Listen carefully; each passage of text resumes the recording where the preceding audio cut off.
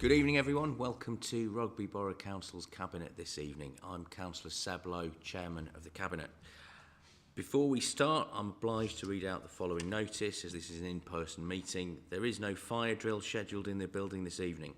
If the fire alarm sounds, therefore, please could I ask that you make your way down the main staircase, out of the main doors of the Town Hall, and congregate at the entrance to Caldecott Park. An officer of the Council will then give instructions when it is safe to enter the building.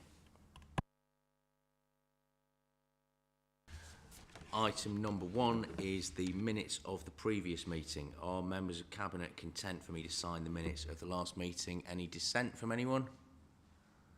No. In that case, I will sign the minutes.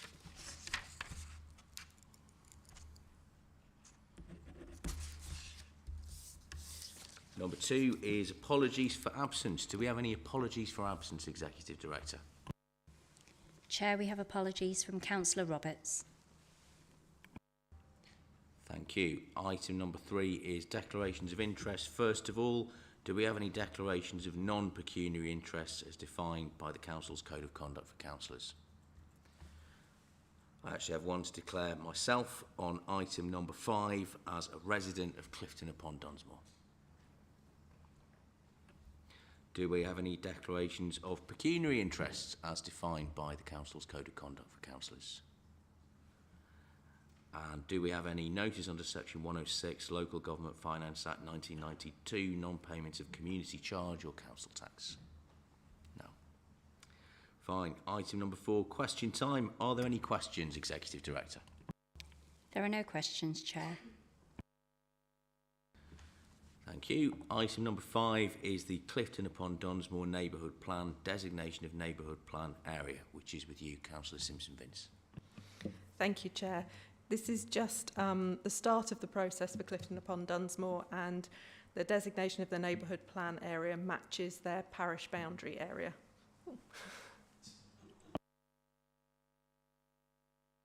Thank you very much. Do we have a seconder from the Cabinet, please? I'll second that, Chairman. Thank you, Councillor Poole. Councillor Roodhouse.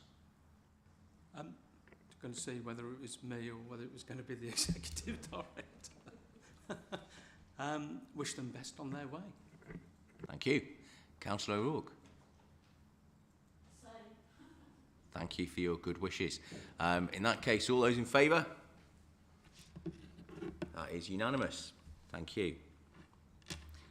Item number 6 is the Brinklow Neighbourhood Development Plan, Regulation 16, consultation, and Regulation 17, examination. Again, Councillor Simpson-Vince, this is with you.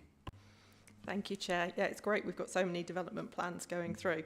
This one is for Brinklow. It is the next stage for them for public consultation for 6 weeks, and then external examiner coming in to look at their plan.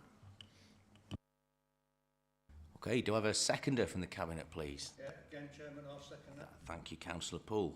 Councillor Roodhouse, any comments? Yeah, it still hasn't moved. Yeah, again, I think it's quite a heavy process to go through, and I think they're doing a good job on where they're going with it. Councillor O'Rourke. Yes, the same, Chair. It's good to see that so much progress has been made, and it's an awful lot of work. Thank you. Excellent. All those in favour? That is carried unanimously. Item number 7 is Finance and Performance Monitoring 2021 to 2022, Quarter 3, which is with you, Councillor Robbins. Thank you, Chair. All right, in moving this item, I would ask Cabinet to note the pressures that the Council continues to face. Section 3.1 shows the Quarter 3 we are reporting an expected balanced budget using the COVID Recovery Fund and the budgeted stability reserve. Members should be aware that use of reserves is unsustainable and that the situation will continue to be reviewed over the months and over the next 12 months. Of course, the main causes of the pressures are due to the continued challenges that we have with the impact of COVID-19. If you look at the appendices, Appendix 1 gives you further information. Government has announced a continued package of COVID-19 support, which is particularly good for this council. Table 2 shows, in Section 3, shows a list of additional grants to be received by the council. totalling 4.238 million.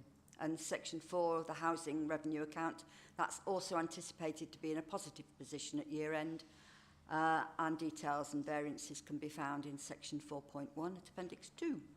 Capital programmes can also be found at the Appendices 1 and 2, and performance indicators are for quarter 3 are at Appendix 3.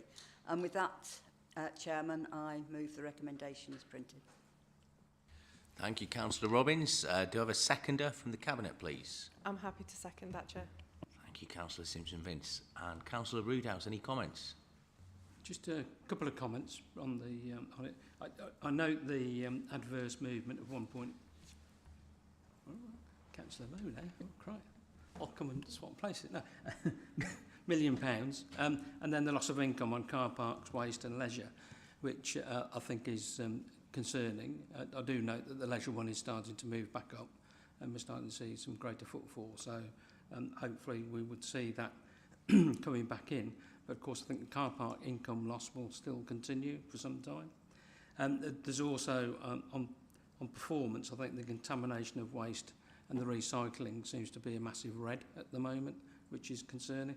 And also some issues around environmental health. I have emailed the officers for further updates and details on what's going on with those particular items. But I do see some quite, if you like, variances which are starting to be concerning, I think, and I'm just wondering how concerned the portfolio holder is. Yes, thank you, Councillor Roodhouse. Any variances obviously will be looked at in great detail, and hopefully we will be making improvements over the next months. Thank you. Councillor O'Rourke.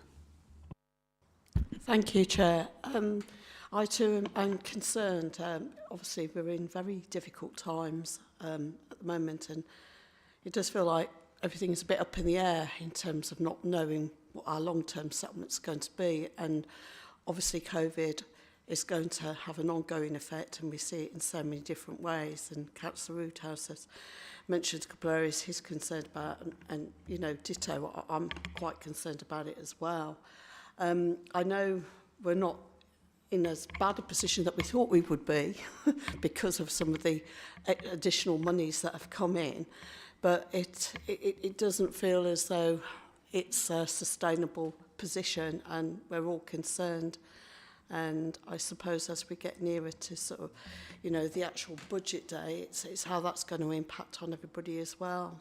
It's very, very difficult. Thank you. Yeah, thank you, Councillor O'Rourke. Yes, obviously we share your concerns on that.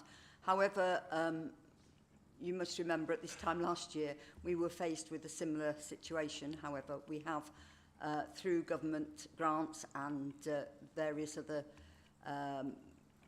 performance by this council, we have managed to fill that gap. Okay, most of it, or some of it, has been moved down the road. We will continue to look to ensure that in future we can fill that gap over the next 12 months. And there are ways and means, and we will be looking at all of them. Thank you. Thank you very much. I will now put that to a vote of members of Cabinet. All those in favour, please raise your hands. Thank you. That is carried unanimously. Bear with me one moment.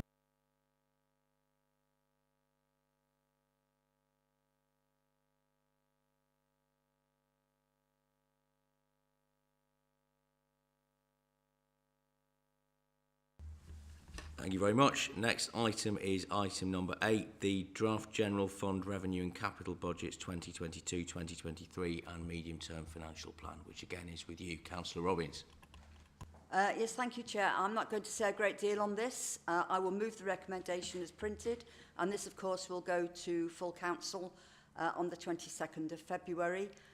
This is an officer's report, and any of the key decisions on there will be down to councillors to decide at the time whether or not they are going to accept them, and if not, what they are going to put in place. Thank you. Thank you, Councillor Robbins. I will second this. And Councillor Roodhouse, any comments from you? Just a couple of points really. One is that it's, of course, just a one-year settlement that we've got, and we're using funding to support what we've got this year. And of course, the following year, 23-24, we're looking at 3.2 million. So instead of going down, it's gone up to where it was. And I think that there are some concerns. I'm led to believe the planning white paper is coming out next month, and a couple of other white papers are coming out beyond that. So there could be a tsunami of stuff coming down from government, as well as the reviews going on. It just seems to me that, you know, we're in this cycle, aren't we, of every year of having to scrabble around, and there's a structural issue of usually in the millions, and that we need to try and address to do that work. And yeah, like I say, it's a particular issue that this council, not just this council, but a lot of districts and boroughs have got into. But the 3.2 has gone up from where it was in the previous year, and we've just got a one-year settlement, and we're using reserves. So thanks for your comments, Councillor Roodhouse. I would agree with you. There is a structural issue, and addressing that structural issue is not the sort of thing that happens overnight. But I can assure you that working to address that for the long term is very much the top priority of this council, and something that you'll hear more of over the coming weeks.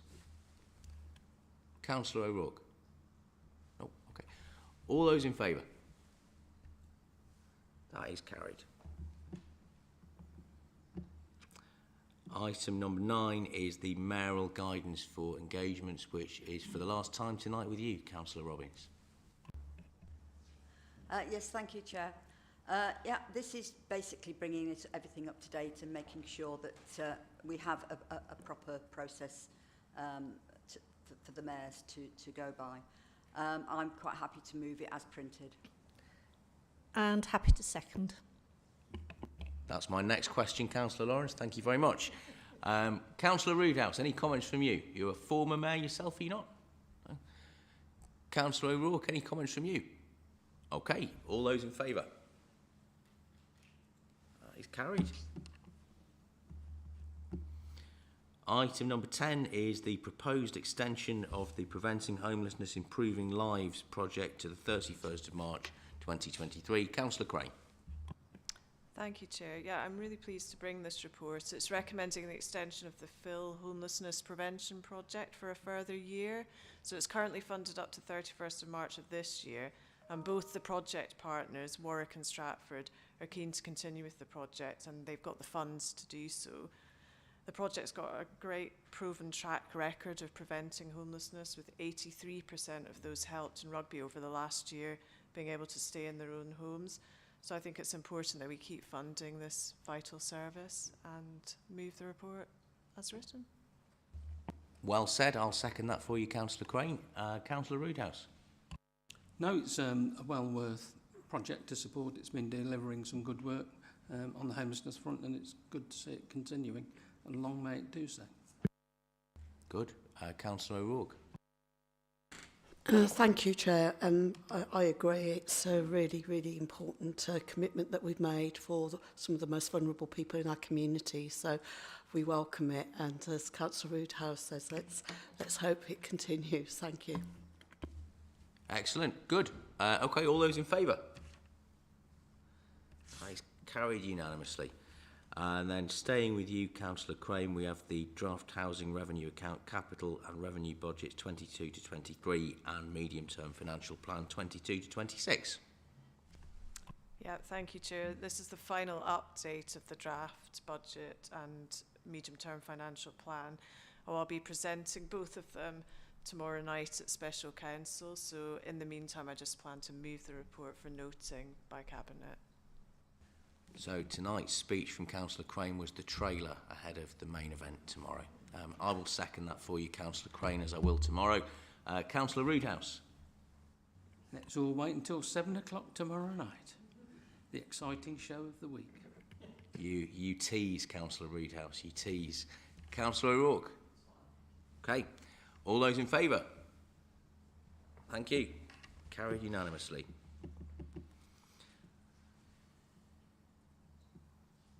The next item is item number 12, which is a motion to exclude the public under section 100A, subsection 4 of the Local Governments Act 1972.